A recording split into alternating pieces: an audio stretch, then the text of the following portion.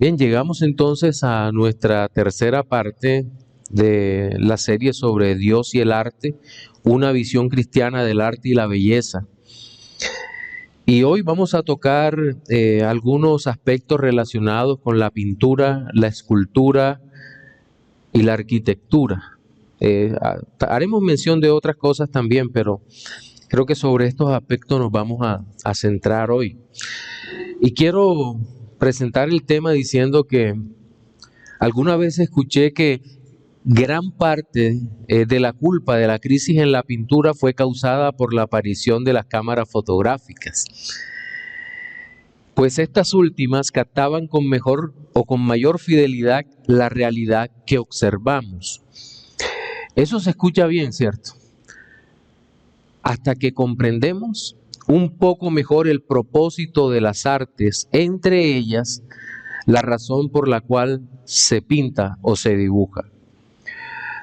Recordemos que un cuadro no es solamente el reflejo de lo que se ve en un instante particular del tiempo y que se pinta con la mayor precisión posible, sino que el artista, al igual, el pintor, al igual que el que compone una pieza musical, persigue contar una historia que los demás puedan entender con toda claridad.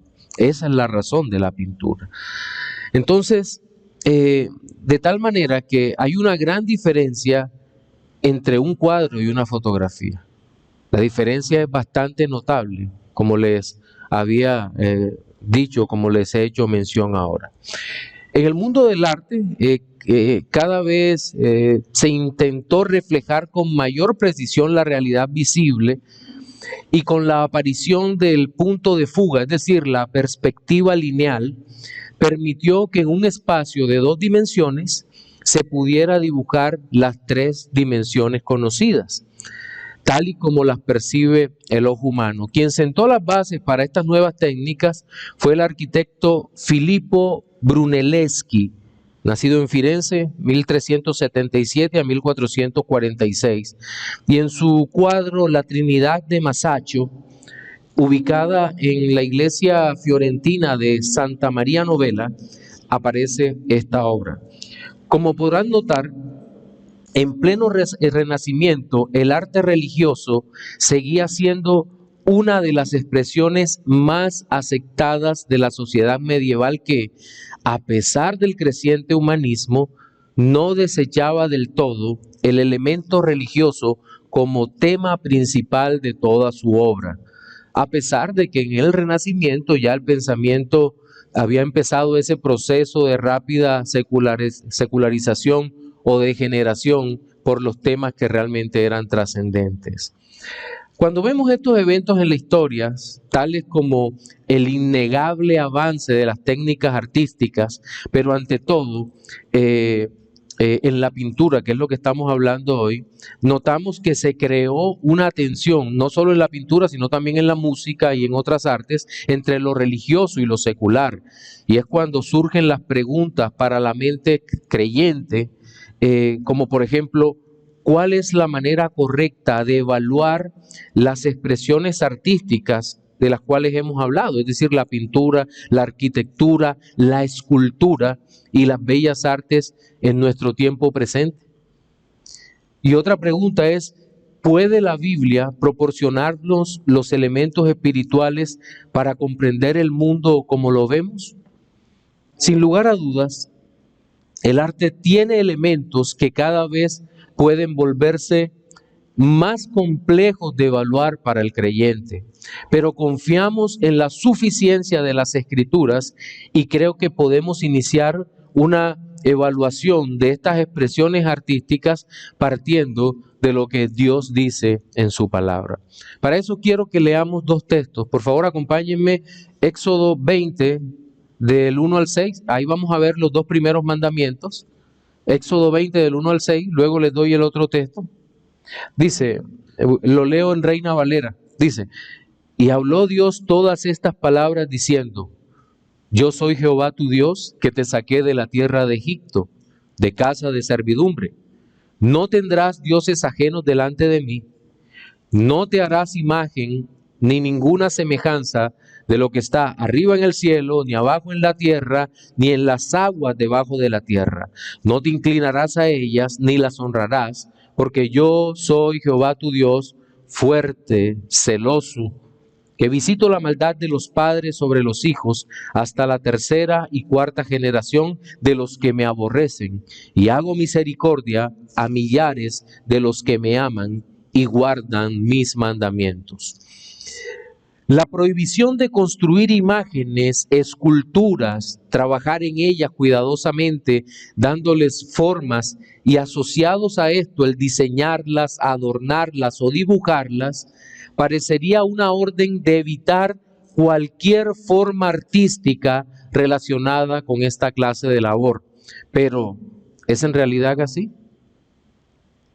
En contraste con lo anterior, encontramos al mismo Señor ordenándole a Moisés que dos artistas llamados Bezalel y Aholiab elaboraran todo lo relacionado con el arte del tabernáculo.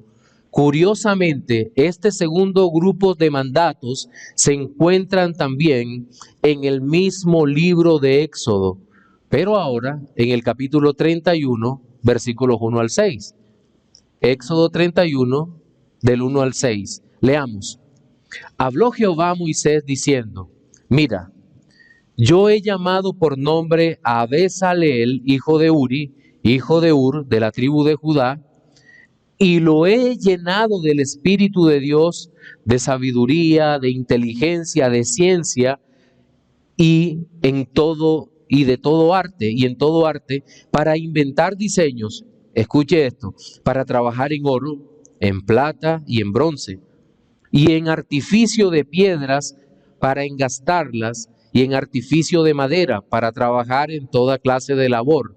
Y he aquí que yo he puesto con él a Aholiab, hijo de Ahisamac, de la tribu de Dan, y he puesto sabiduría en el ánimo de todo sabio de corazón, para que hagan todo lo que te he mandado: el tabernáculo de reunión, el arca del testimonio, el propiciatorio sobre ella y todos los utensilios del tabernáculo. ¿Cuál es la diferencia sustancial entre uno y otro mandato? ¿Por qué Dios prohíbe las imágenes en uno y luego ordena que se elaboren imágenes todo dentro del tabernáculo? Bueno, tengamos en cuenta varias cosas antes de proceder a interpretar lo que dice el texto. Que uno de los atributos de Dios es su inmutabilidad. Él siempre actuará igual a sí mismo y por lo tanto en Él no existe ninguna clase de variación de su voluntad. Así que vamos a intentar resolver este asunto observando los contextos en que se dan ambas revelaciones y determinando el propósito tanto de la prohibición como de la ordenanza positiva. Pues como bien decía Schaeffer en su libro Dios y el arte, el cristianismo no es solamente dogmáticamente verdadero o doctrinalmente cierto, más bien es verdadero, es cierto para la totalidad de lo que es real, auténtico, lo que está ahí.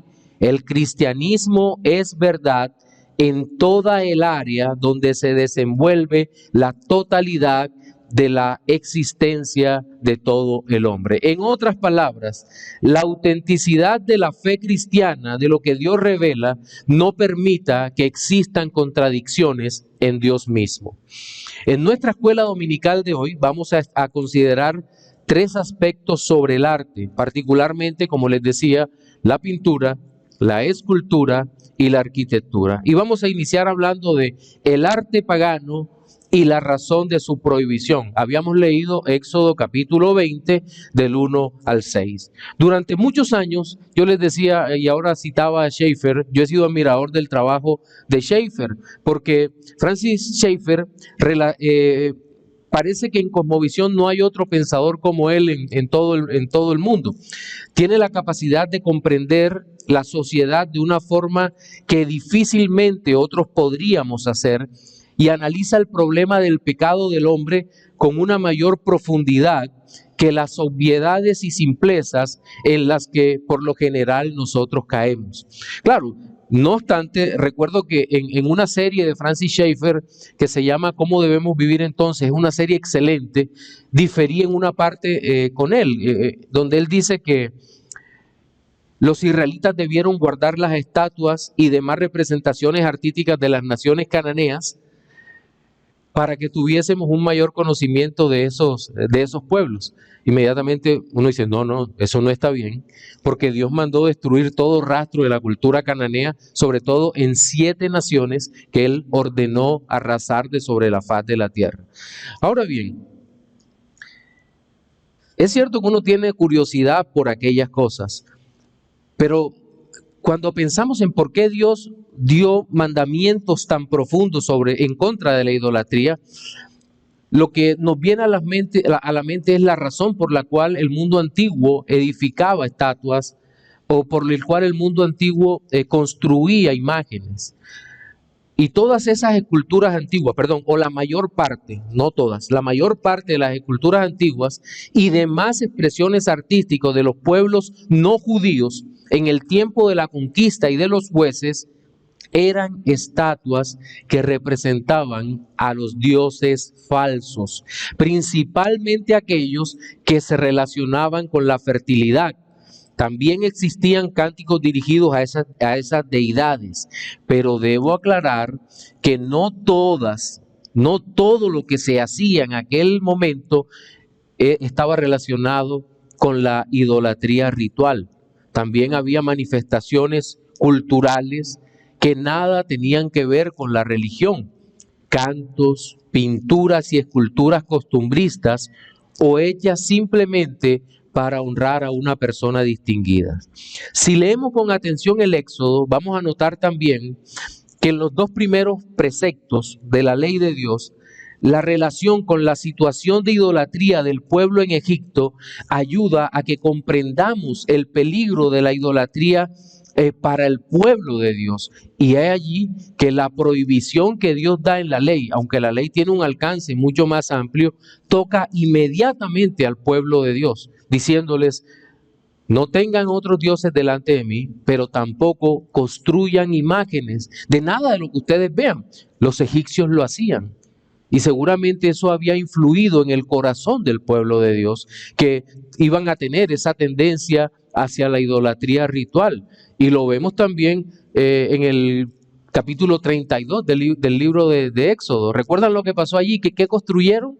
Un becerro de oro. Es decir, tenían arraigada la idolatría y por esa razón Dios en su benevolencia les entrega una ley en donde su segundo mandamiento dice, no hagas imágenes.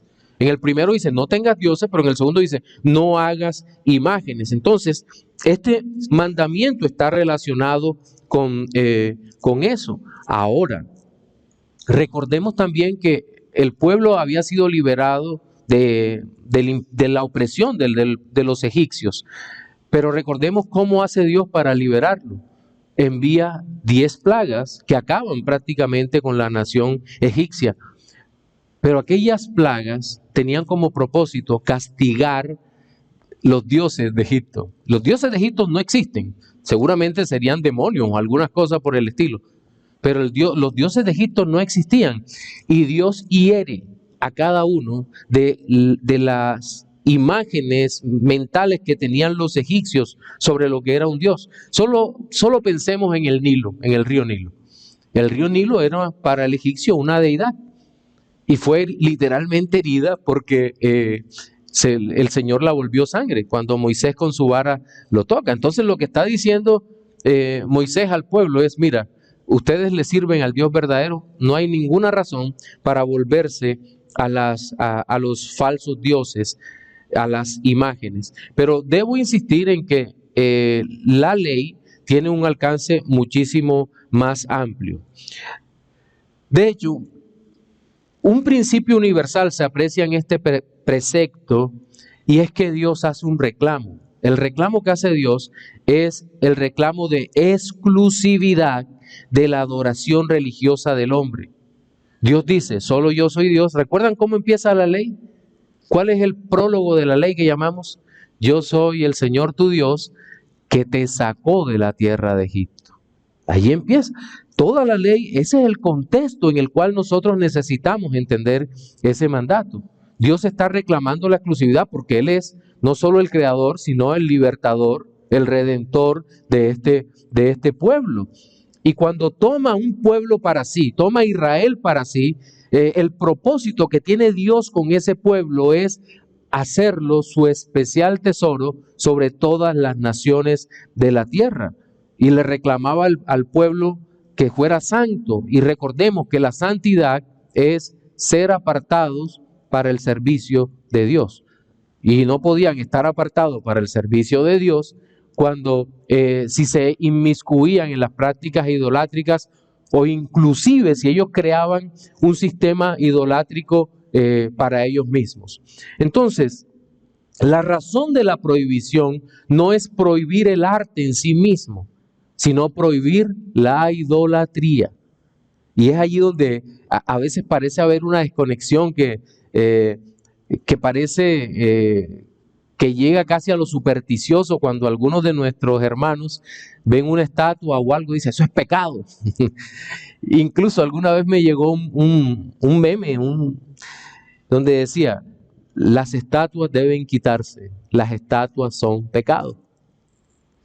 Tú dices, ven acá, hay algo que no está entendiendo este hermano. Y citan Éxodo capítulo 20, no te harás imágenes. Dice, pero ven acá, se están olvidando del propósito. Levítico 26:1 dice, no haréis para vosotros ídolos, ni escultura, ni os levantaréis estatua, ni pondréis en vuestra tierra piedra pintada para inclinaros a ella, porque yo soy Jehová vuestro Dios. Dios prohíbe es la adoración de imágenes, en primer lugar con propósitos religiosos, pero eso no se extiende hacia otros objetivos artísticos. Creo que la explicación de todo este mandato se entiende a la luz del texto que dice, ni te inclinarás ante ellas. Esa es la parte fundamental acá. Es decir, una imagen de criatura no debía por ninguna circunstancia considerarse para reemplazar en la adoración del pueblo al Dios de Israel. Entonces, y tampoco se debería representar con ninguna imagen al Dios vivo, porque Dios dijo, no viste ninguna imagen cuando te hablé en Sinaí.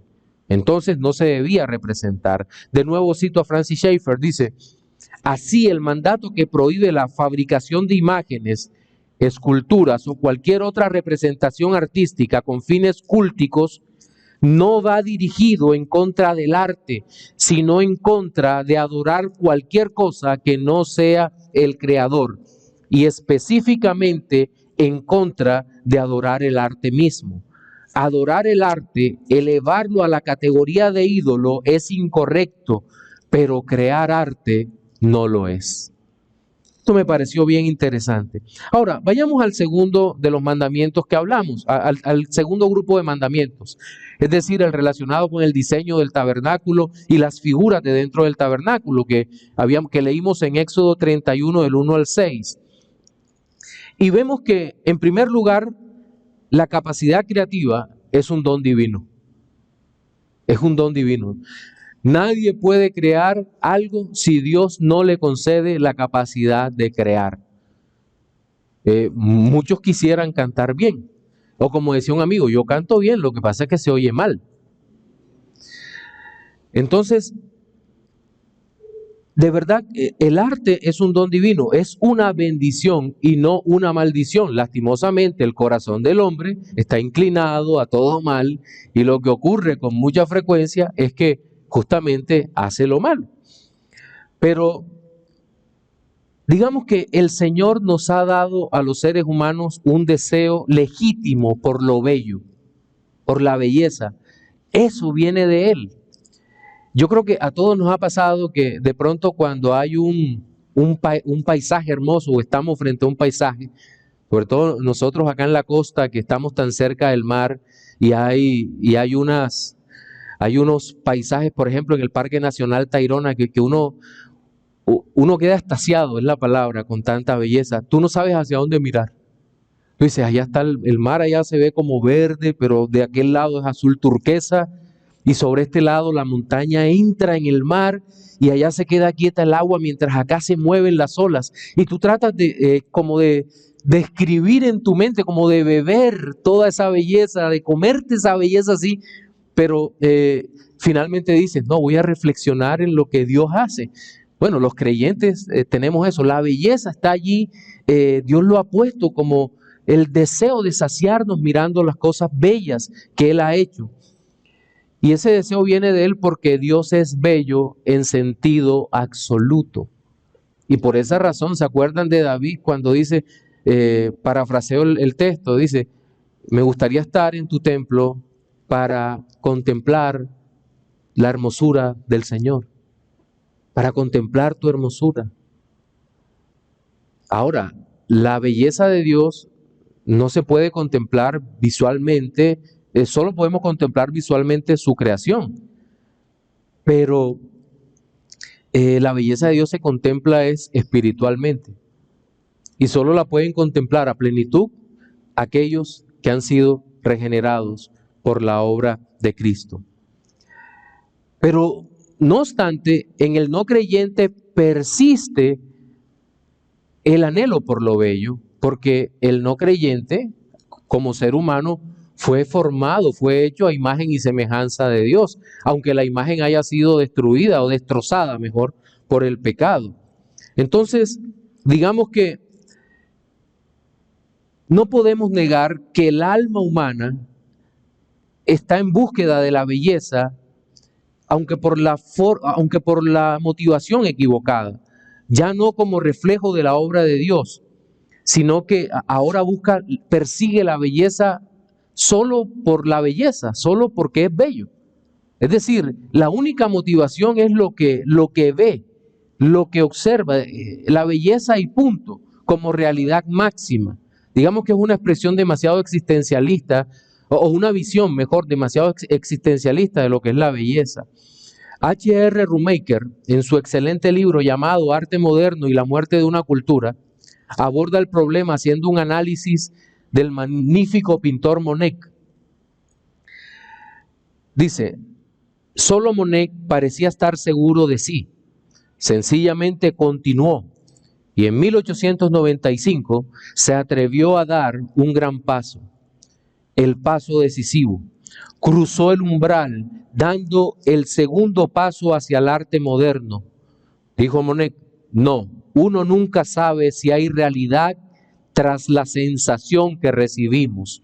No hay realidad, solo las sensaciones son reales. Monet era un impresionista y al igual que otros artistas de esa línea, aunque eran excelentes, magníficos, su técnica, su trazo, la perspectiva, todo como pintaban, era una obra que de alguna manera reflejaba la crisis de su alma, porque se interesaban nada más por las percepciones, por el ahora, por las sensaciones. Ellos fueron incapaces de ir más allá.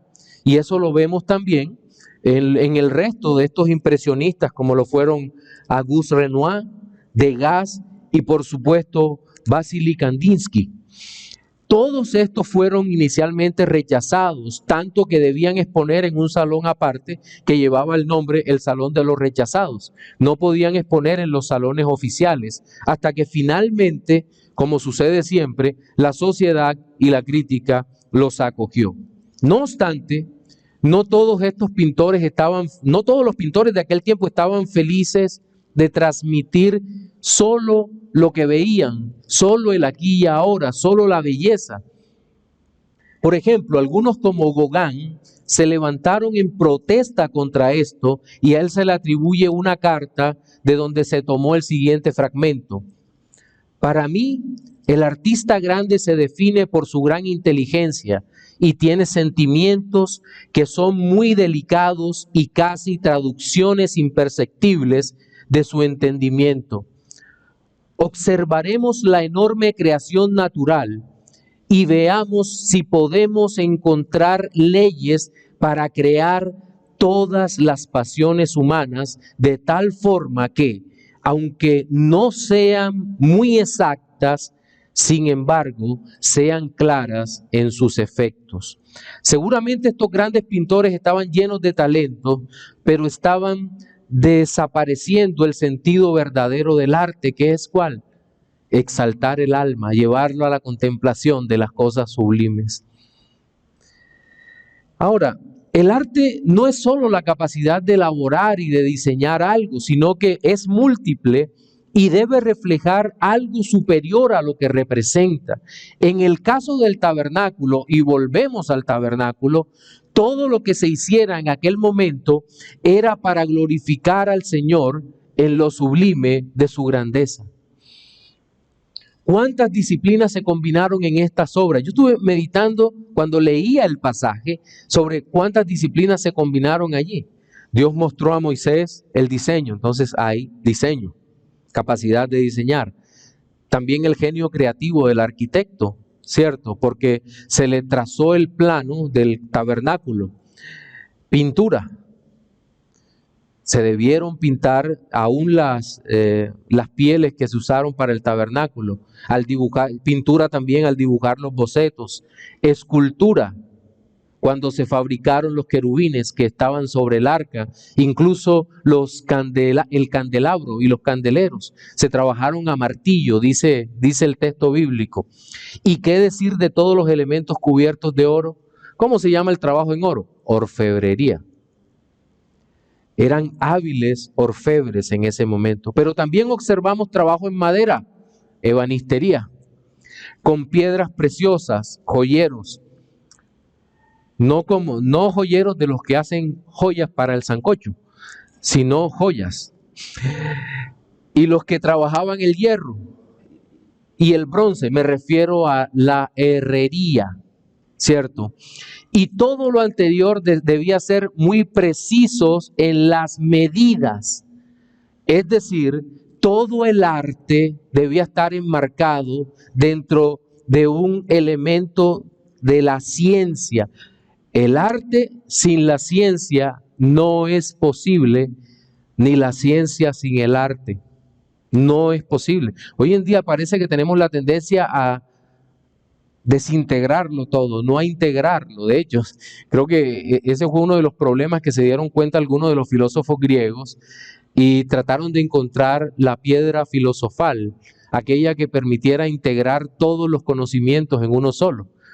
Pero ellos no entendían que el conocimiento solo lo integra el Señor, porque de Él procede todo conocimiento. Pero creo que hacemos mal cuando tratamos de dividir todos los conocimientos. Ya a estas alturas estamos casi a nivel de subespecialidades en todas las áreas del conocimiento, del saber.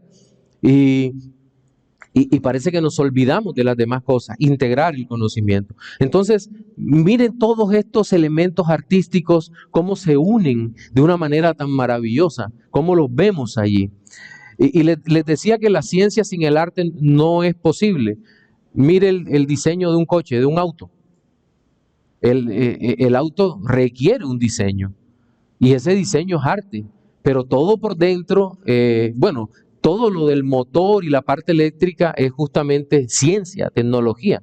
Entonces todas las cosas van combinadas. Si no fuera así, no podríamos decir un auto, qué carro tan bonito el que va allí, ¿cierto? No nos llamaría la atención, porque el elemento estético está presente en todo lo que percibimos y en todo lo que hacemos.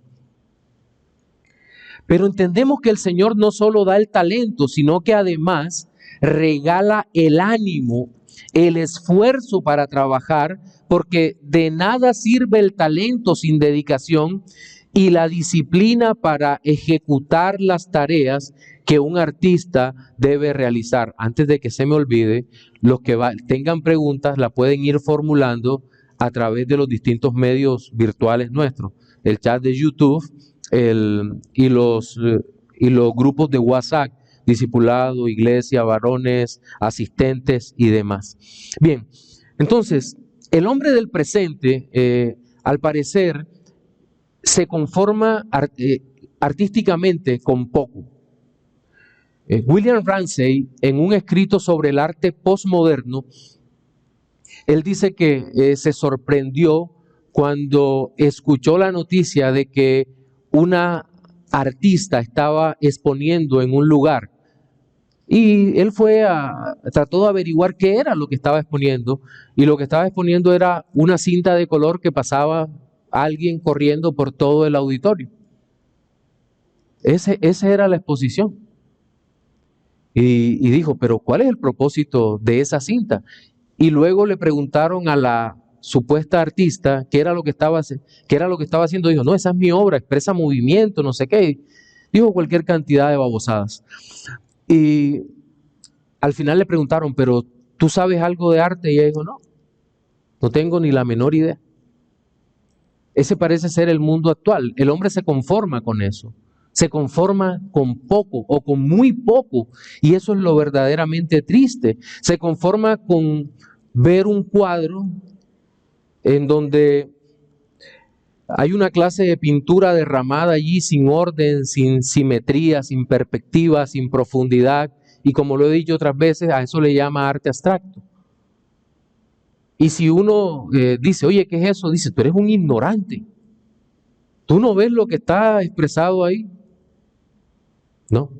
No sé.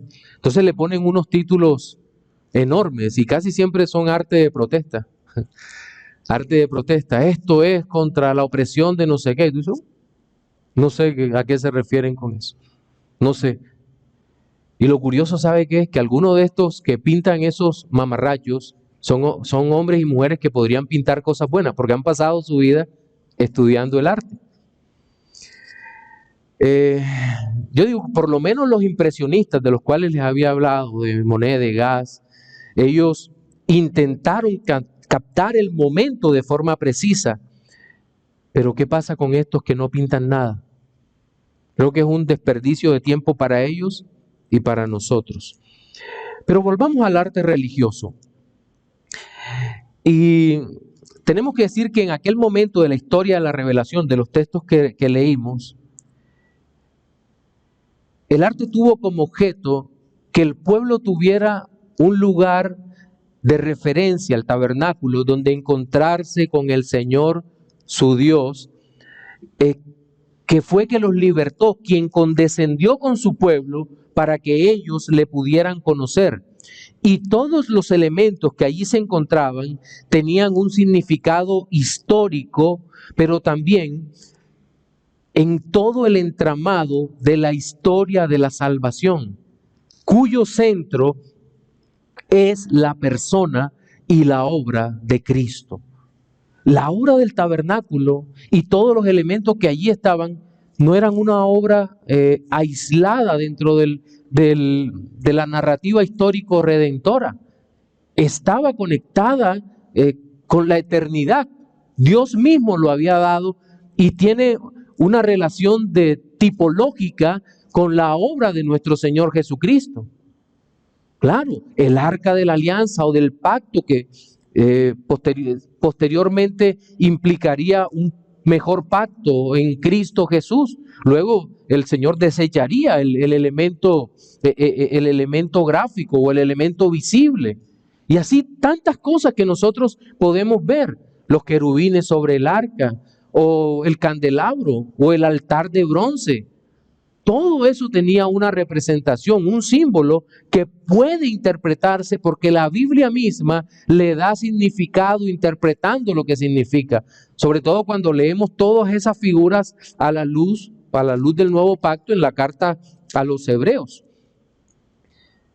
Pero también debemos recordar que en la elaboración de estos elementos solo podían participar quienes fueron llamados para aquella labor. Es decir, hombres dotados de conocimiento, habilidad, ánimo y pasión para crear aquello que Dios le había mostrado.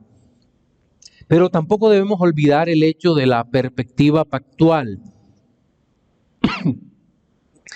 Pues en aquel tiempo de la historia tenemos que interpretar el arte religioso únicamente admitido o permitido dentro del pueblo de Israel, porque el pueblo de Israel era el pueblo exclusivo de Dios en aquel momento. Entonces hay una referencia pactual para todo esto. Pero entonces nos preguntamos, ahora bien, ¿qué pasa entonces cuando ya el cristianismo abandona el territorio judío y hace una influencia poderosa en todo Occidente?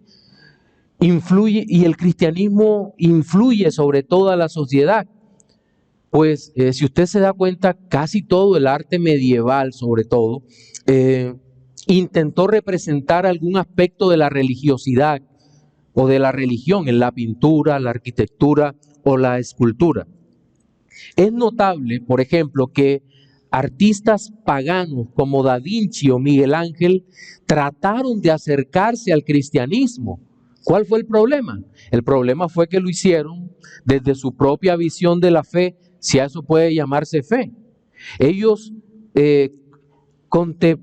lo que hicieron fue hacer contemporáneo el mensaje religioso con una visión pagana del arte y no contextualizando la religión. Una cosa es contemporaneizar y otra cosa es contextualizar. Cuando hacemos algo contemporáneo es que incluso queremos hacerlo nuevo todo, hacer otra narrativa de lo que ocurrió. Y por eso fue el fracaso, por eso es el fracaso, por ejemplo, de la teología de la riqueza, de la prosperidad. Ese es el gran fracaso, porque han tratado de hacer una nueva narrativa sobre lo que Dios ha dicho y van a fracasar. En el arte ocurrió lo mismo. Da Vinci y Miguel Ángel fracasaron en ese aspecto porque como no eran creyentes, no entendieron en realidad lo que debían hacer y lo que hicieron fue crear otra realidad, lo que produjo confusión en quienes observaron su obra. Ahora bien, entendemos que una cosa es valorar el contenido estético de lo que ellos hacían. Nadie puede negar que Da Vinci era un genio o que Miguel Ángel era un genio. Eso es totalmente cierto. Pero cuando la iglesia toma esas obras como propias, lo que hacen es paganizar el cristianismo, secularizar la iglesia. Me llama la atención que el alto contenido estético de las esculturas de Miguel Ángel.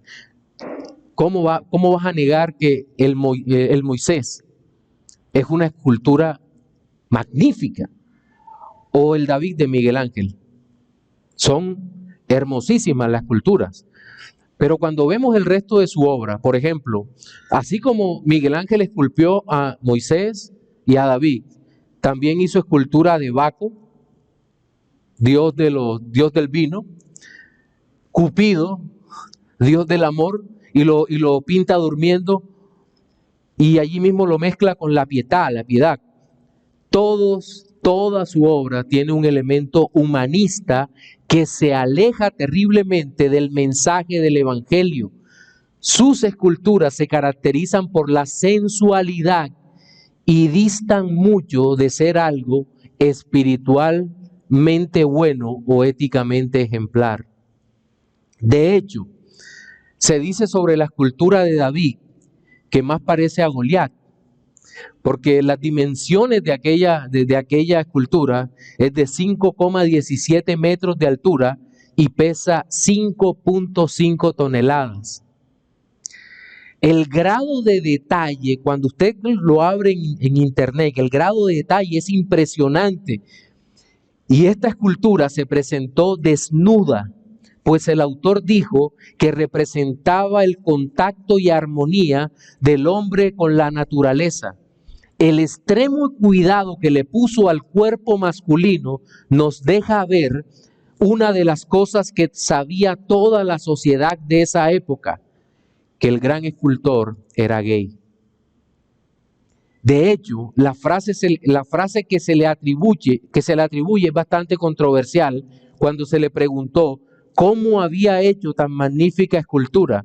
Él solo dijo: "Ho visto un angelo nel marmo, ed ho scolpito fino a liberarlo". Es decir, he visto un ángel en el mármol y lo he esculpido hasta liberarlo. Era un bloque enorme de mármol y él mandó que cerraran, que nadie viera lo que estaba trabajando hasta que apareció la obra. Sí, una obra magnífica, pero el trasfondo espiritual de la obra es perverso. El catolicismo romano fue tremendamente permeado por el arte del Renacimiento. Las obras de los artistas mundanos, alejados de Dios, entraron a formar parte de los templos y de las capillas y reemplazaron en la adoración religiosa a lo que realmente debe adorarse, al Dios vivo. Incluso tomaron esta representación de Miguel Ángel, el David, que quién sabe quién habrá sido el modelo de eso o algo por el estilo, o cuál habrá sido la imagen que lo inspiró, y fue un elemento religioso, cultico, igual que el Moisés, igual que los frescos en la Capilla Sixtina. Todo eso entró a formar parte de la fe del pueblo o de la credulidad del pueblo, y todo esto fue asistido y animado por los sacerdotes de la época, que no reprendieron la ignorancia del pueblo. Después del segundo concilio de Nicea, en el año 787, voy atrás en la historia, la iglesia no encontró ningún obstáculo para seguir haciendo imágenes en la adoración pública. Por otra parte, los ortodoxos griegos aceptaron imágenes a las que llamaron íconos, y que no son más que todo tipo de pinturas religiosas, pero también usadas dentro de la adoración pública. Todas estas manifestaciones artísticas dentro del culto cristiano deben ser rechazadas, porque son prohibidas por los dos primeros mandamientos que nosotros leímos ahora. Viene la Reforma, y voy corriendo que se me está acabando el tiempo. Durante la Reforma Protestante, el regreso a la Escritura permitió rechazar la idolatría católico-romana, pero por otra parte hubo muy pocos avances en el arte cristiano. Al parecer los creyentes se dejaron de interesar en la pintura o en la escultura, aunque sí un poco más en la arquitectura, pero la razón parece ser que la Reforma como movimiento religioso fue tan impactante para muchos que dijeron, no nos atrevemos a pintar o a hacer escultura porque puede ser tomado como idolatría de nuestra parte. Es decir, que allí no supieron cómo balancear esta realidad, cómo matizar, porque Dios mismo estaba dando el mandato para poder entender cuándo era idolatría y cuándo no. Entonces, esto derivó casi en el abandono de estas artes, y es por eso que muy pocos artistas protestantes se atrevieron a producir pinturas o esculturas, tal vez por temor al rechazo. Sin embargo, algunos como Peter Bruegel, un conocido paisajista belga, o el muy famoso pintor neerlandés Rembrandt Harmerson van Rijn, más conocido simplemente como Rembrandt, quien fue tal vez el pintor más importante del periodo barroco, constituyen una excepción a la regla de su época. Ahora, ¿qué está pasando con estas artes, con las artes plásticas hoy en día? Desde hace días empecé a buscar pintores cristianos, escultores cristianos, y es muy poco lo que hallé, lo que encontré. Por ejemplo, uno de ellos se llama Mark Lawrence. Es un pintor abstracto. Una sorpresa, tú dices, ¿cómo así? ¿Pintor abstracto? ¿Cuál es la historia que cuentas? Y su exposición se llama Solo Dios Basta, muy sugestiva, pero de contenido muy subjetivo. No comprendo mucho lo que desea transmitir y son bastantes obras. No sé a dónde asiste ni cuál es su trasfondo filosófico, pero si la obra no puede entenderse con un mensaje claro, no tiene mucho valor. No me refiero al valor económico, seguramente habrá quien pague mucho dinero, pero no tiene mucho valor en cuanto a significado.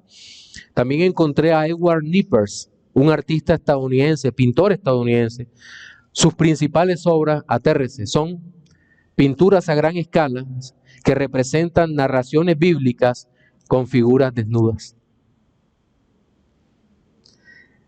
En verdad creo que algo raro está sucediendo con la visión de la fe de estos hombres. Algunos que dieron algo que esperanza, aunque advierto que desconozco el trasfondo doctrinal, pero lo que pude ver en su obra transmite algo, por lo menos. Son Javier Hoyos con su obra Mártires, parece católico o anglicano por lo que dibuja. Elena Cobrerizo con la insólita belleza de la ruta imprevista, así se llama el cuadro. O finalmente Alfredo Villanueva en su obra Los Teólogos Sagrados. Este último es decididamente católico.